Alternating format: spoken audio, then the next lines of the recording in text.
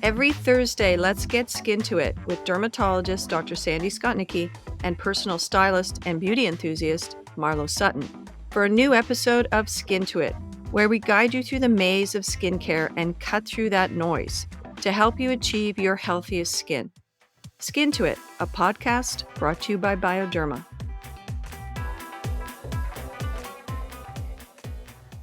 Welcome to our podcast, Skin to It. So great to have you here again. This is your guide to healthy skin, and I'm Dr. Sandy Skotnicki, a board-certified dermatologist. And I am Marlo Sutton, a personal stylist and beauty enthusiast, and also very, very excited to be here. Yes, this is going to be a great episode.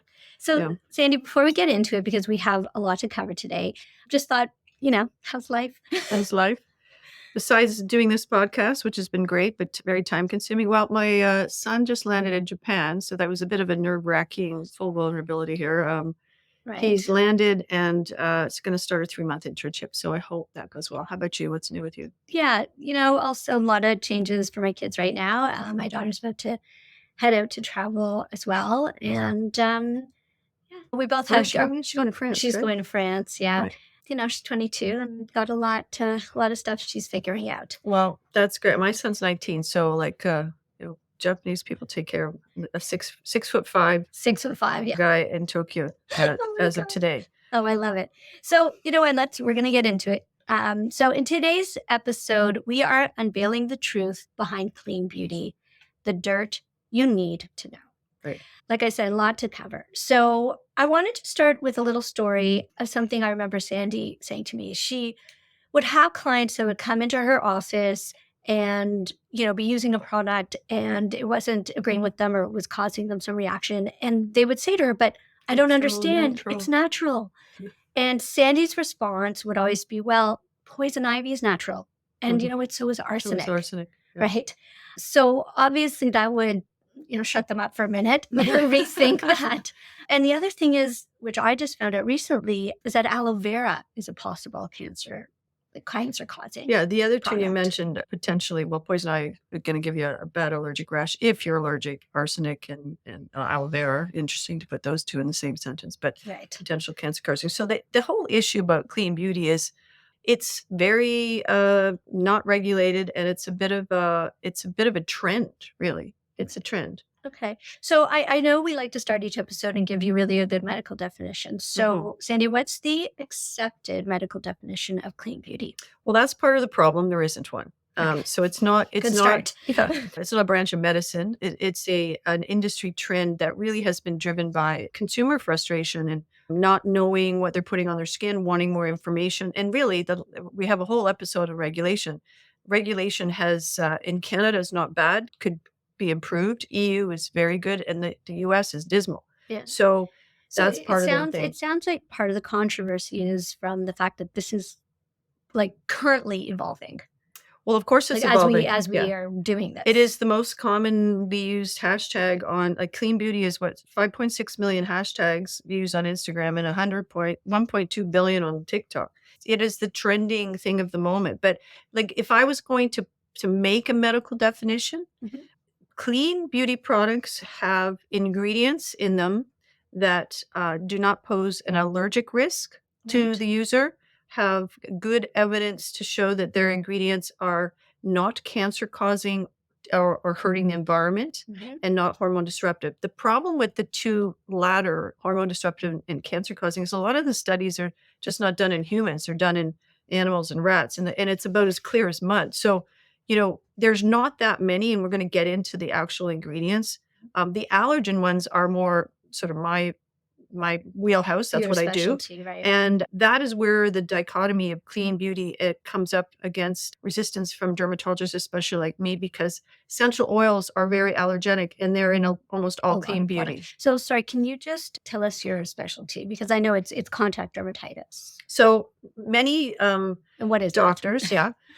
If a cardiologist is a cardiologist, but might specialize in arrhythmias or something. So as a dermatologist, I specialize in something called allergic contact dermatitis or contact dermatitis. So things that touch your skin that you can become allergic to. Allergy to things that touch you are not actually that common. But Okay. when they happen, they can be incredibly disruptive, affect your quality of life. I do a lot of occupational medicine where somebody might be allergic to their workplace, like a hairdresser's are allergic to their gloves. A Yeah. mechanic is allergic to the cutting oils. And Yeah, we're going to talk about fragrance later, but and that's going to fragrance. be huge, Yeah, right? right. Yeah. Okay. So, Sandy, can you explain to us exactly what is a toxin? Well, I mean, that's sort of the verbiage of clean beauty, right? No, I don't want to use toxins. And I'll just digress for a second before well, actually, I'll start with the definition. A toxin, if you look it up in the dictionary, is something that is poisonous to humans and it comes from an animal or a plant. Well, that Okay. doesn't really fit what we're talking about. Uh, Well, you wouldn't think it would. no. So the correct terminology is a toxicant, okay, which Okay. is something that is either man-made or comes from an animal and can affect human health. So that is like the byproduct of a petrolatum, distillery assembly line or something that goes out into the environment and can be harmful. Okay. So even the term toxic, I don't like it. I don't use it, and I think it's a again a clickbait thing that gets people's attention and fear mongers. Right. And Like we this ingredient is toxic. toxic, yeah. Like, Okay. is it an allergic? Is it hormone disruptor? Is it cancer causing? Those are the Right. questions you need to ask. Okay. So, we talked about, we're talking about legislation, regulation, and I'm guessing if I'm having trouble kind of understanding this, then obviously probably our listeners are as well.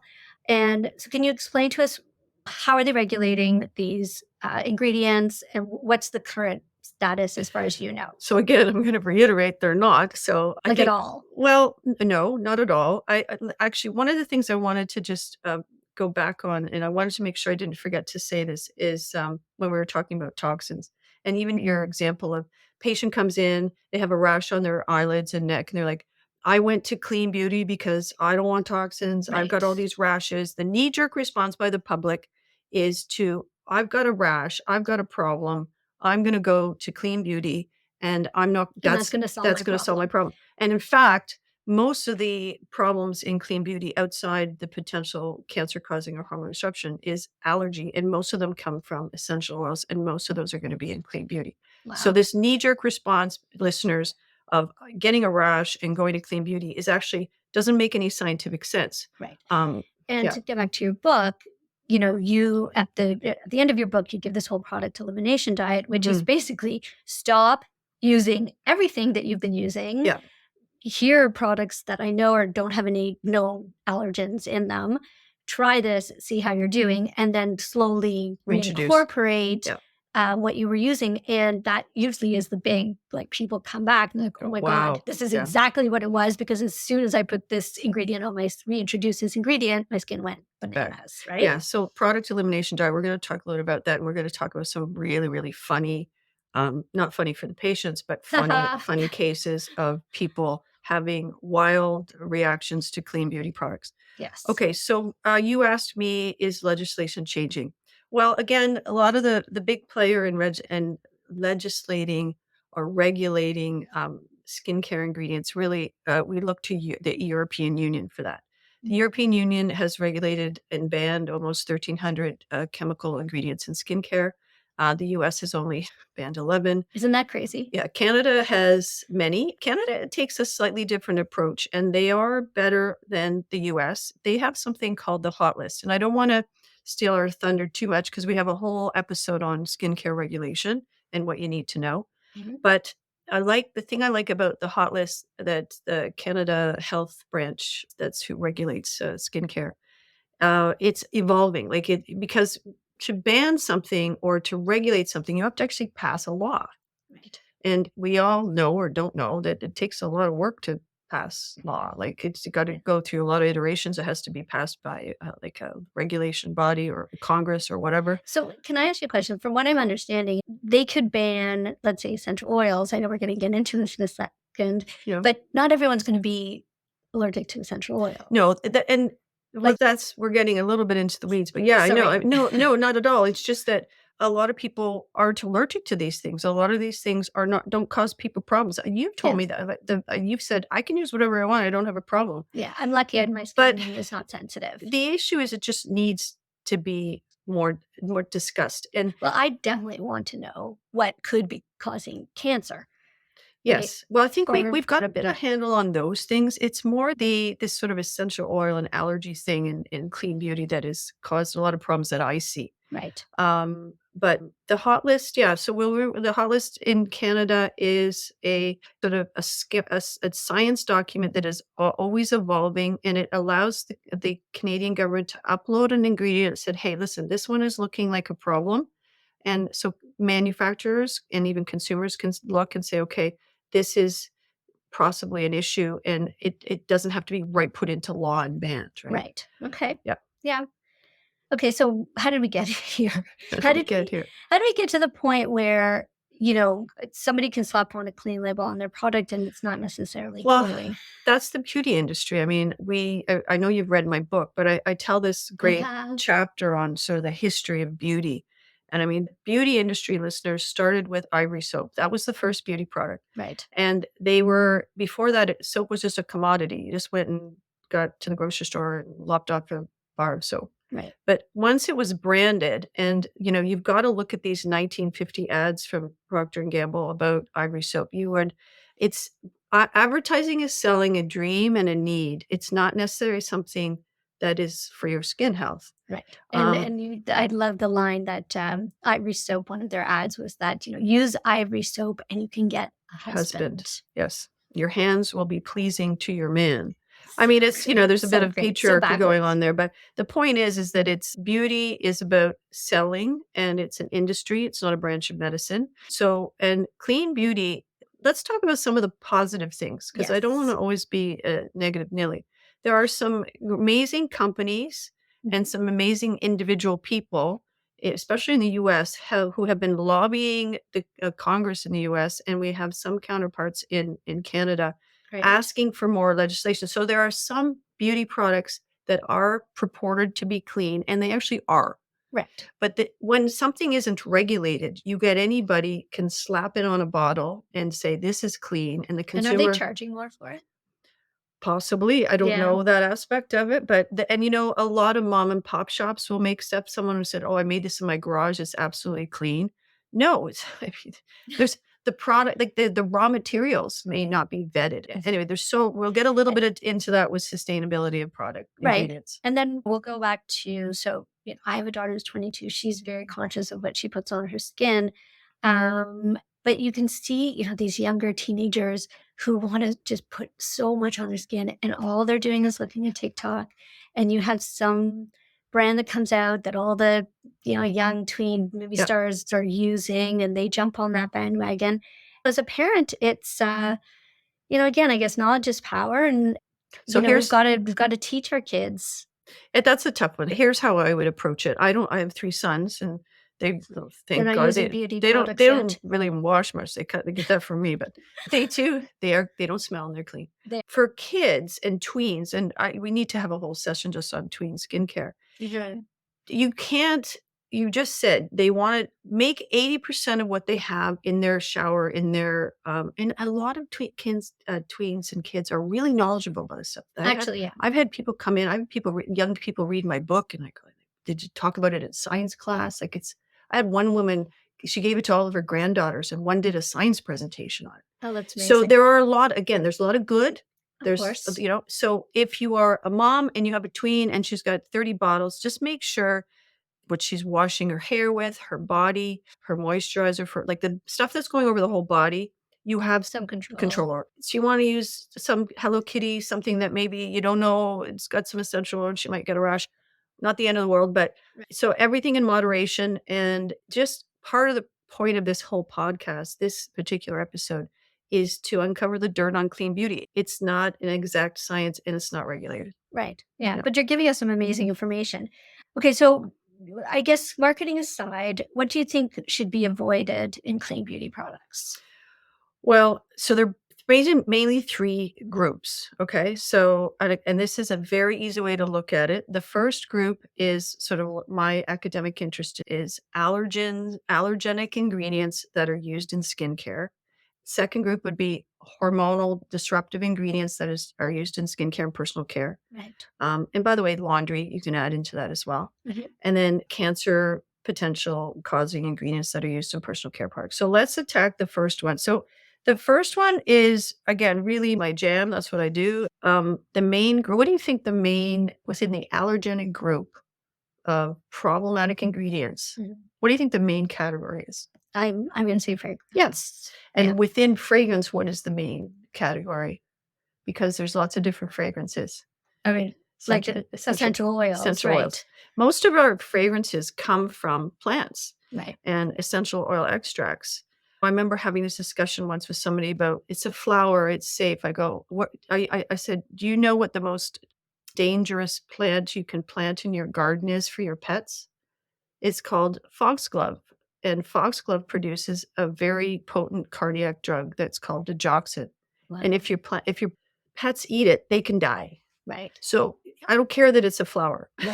So to get on the fragrance, Yeah. can we talk about what you had sent around? So Sandy sent around this amazing clip of Jessica Alba talking about, the worry as consumers we don't understand with that we are spraying in our homes and putting on our bodies these products that have these like romantic kind of fragrances like spring mountain dew and rose, Bulgarian rose, hip oil, and we are actually spraying toxins. I mean, those chemicals like that spring mountain dew fragrance is not coming from the spring mountain dew. Well, some of them might be, but her point was, and I didn't listen to the whole thing. I just listened to her first sentence was, do you know what her first sentence was on? She was on some stage talking, what is the most toxic thing? And again, I don't love the word toxic. What is the most problematic chemical in your home? And she said fragrance. Now, so let's talk about fragrance from like a category point of view. There are synthetically made fragrances for sure, but the majority of fragrances are coming from natural sources. And some of the big problematic ones are like calendula, chamomile, geranol, lavender, lemongrass. Ylang ylang that's the base fragrance of Aveda. These are big problem. And then you put them, she's probably talking about having a Glade plug-in and having that go into the air, having a diffuser in your child's room, spraying out lavender. And by the way, Wow. there are components of lavender that have been shown in clinical studies. This is, again, a study that has been vetted by me. It's not just some silly study that shows breast development in young boys and premature menstrual cycle and breast development in girls from lavender. Lavender is a hormone disruptor. And it can be. There are listeners that love lavender will say, "Oh, it's not the whole lavender." Yeah, you can maybe take out those particular ones, but the vast majority of people who use lavender aren't using the ones that maybe have had those more problematic ingredients. One other thing about essential oil. Do you know what an essential oil is? Well, I mean, I think in high-end fragrances, I've learned a little bit where they take the flower, they press it, and they put it through some kind of It's out of cold pressing, cold press or with the steam or with yeah. I guess my question is like sometimes I ask a question. My kids tell me this all the time, expecting to read my thoughts. The point is, it's not one molecule. Okay. It's like if we were to distill us as a human, and we were down to a powder, right? We took out all the water. Do you think that's one chemical? Lavender's not one chemical. It's like 50. It's like 100. Okay. And some of the stuff within that essential oil is the essence of a plant. It's not one thing. Right. So there are problematic ingredients within. And that's some of the pushback from the fragrance industry. Because if we digress a little bit to fragrance regulation or the EU looking at sort of this clean beauty industry and wanting to regulate it more, they're not going to regulate the actual term clean beauty.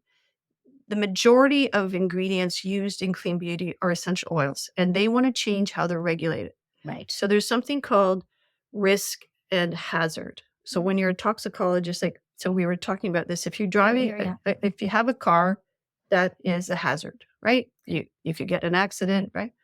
Then how do you determine the risk of that car? Well, it depends on how fast you drive it, what kind of car you have, whether you're drunk. So risk comes from... We're never drunk driving. No. Sorry, let's preface that. Risk from an ingredient is so if something is hazardous plus the exposure Right. gives you the risk. So, perfumers and people that are essentials, or they'll come back, the manufacturer will say, "If we use it in a very low exposure, and yes, the essential oil might be hazardous, but if we use it in a very low exposure, The risk the is low. risk is low." But the EU Mhm. is saying, "No, they're hazards, and we're not talking about concentrations." So this is really potentially gonna affect the essential oil industry in Europe, and it's billion-dollar industry there. Right. All the fragrance Um, houses. and to your point, Larlo, I like lavender too. I like some of the smells of these things. We're trying to just get across that they I are don't like lavender. potential the point is they're potentially problematic. Don't think just because something is natural, it's okay for you, and I think a lot of the public know that now, but Yeah. yeah. So, and then when we look at some of the other, commonly things that are avoided in clean cosmetics, I mean, some of them seem to me like totally obvious, right? Formaldehyde, Mhm. what is it? Coal, Coal tar. yeah, coal So tar. I mean, that yeah. I'm really hoping that coal tar is not in my clean beauty Products. products. So if we go back again, the category, so the three categories are allergies, hormone disruptions, cancer that we don't want in clean beauty. So from the allergy point of view, we really went deep down on fragrance. Yeah, Then there's again preservatives such as formaldehyde formaldehyde. preservatives. The other big preservative, it's a long name, but it's a very important one: methyl isothiazidalone or methylchloroisothiazidalone. I'm not even Big going to try that. Big problem, big allergy problem. It ruined people's lives. I saw it in the early 2000s, and it is now regulated in Canada as how much percentage, and it's been phased out in many, many products. Then we Right. have the coal tar, as you said, the phthalates, which is in plastics, and some emulsifiers, in Mhm. particular, triethylenolamine. Remember that one. Yeah. So So, let's go to the next group, yeah. Okay. What is the next group? So, endocrine disruptors. right, right. So, yeah, I've heard that word. We've talked about it in other episodes. So, what happens to the body when your endocrine system is disrupted? Well, when we talk about endocrine disrupting, most of this is talking about chemicals that can bind to estrogen receptors. So we're really talking about estrogen. There is So, some is it endocrine disruptor and hormone disruptor the same same thing. thing? Yep, Okay, yep. Because the hormones are what are sort of the things that regulate your endocrine system, right? okay, Some of these chemicals, I think I I read knew something that. about about thyroid, but when we talk about endocrine disruption or hormone disruption, we're really talking about chemicals that are masking around that look like estrogen or can bind to an estrogen receptor, so they will have the same effects as estrogen. Why is more Wow. estrogen bad? Well, it could have an issue with breast cancer, gynecological cancers. I saw a lady in her early 30s with breast cancer. And, when I talk to my colleagues about all of this, nobody has the answer. But I say that I think there's something in the water. I don't know. There's something that has changed because when I graduated medical school, I did not see as much acne. I did not see these young women with breast cancer in their 30s. Right. So I don't know what's going on. I don't think it's all triclosan, which is one of the first things I wanted to talk about. Although triclosan is not banned in Canada, it's banned in the US. It is a antiseptic hand wash, Wow. and it was used in, thousands of products. It is an endocrine disruptor. It's been shown in studies. So, And then people will be able to look these up, right? So they'll be yeah, able to I'll know. leave a list in the show notes, but and lavender, we already talked about lavender. Right, right. But, Well, what I love from your book was a big takeaway, and even that time when you came and we talked about some of the brands we have at Holtz is, look for products that has very few ingredients where you can actually don't have to sit there for 10 minutes reading through, 1 to 10. Yeah. yeah, 1 to 10 amount of ingredients. So you're not sitting there trying to read what a propolis tetracycline tricycline, which you can't You even s you pronounce. sound like me seeing French, speak French. Yeah. Exactly. But yeah, so I think, that's a really good something to think about when you're shopping for products. So to sort of wrap up the hormone disruption, the jury is still out. Most of these studies are done in animals rather than humans. There's not a long list of them. Most of these are fairly regulated, certainly in Canada. I'm not sure about the US and def in Europe. And then the last category is those that are cancer causing. And there again, there's not a lot of those. So the main cancer associated skincare ingredients are formaldehyde, coal tar, untreated mineral oil, heavy metals like cadmium and chromium, which you can sometimes see in eyeshadow and lip gloss. And then you have these degradation products, benzene and 1,4-dioxane. So they're not added to skincare. They come from a breakdown of another product. And we'll talk a little bit more about those in the regulation episode, because obviously benzene's been garnering a lot of press. And so, with the exception of formaldehyde, because formaldehyde often comes from something called formaldehyde releasing preservatives, they're all banned in Canada, all the ones I just mentioned, and in the EU. They're not banned in the US, but they have recommendations. And again, we're going to go through that in the regulation episode. And then the two other groups are sort of an emerging group, polyfluoral alkyl substances, short form PFAS. They're used in so many things, not just in skincare, and there's lots of investigation into those right now. No strict regulations yet. And then, if we want to look at the natural sector, aloe vera and cave extract, I think we've mentioned this in another episode. These are when you take them orally, they have restrictions. They don't seem to have as much of a problem. Well, there is no issue with cancer causing topically.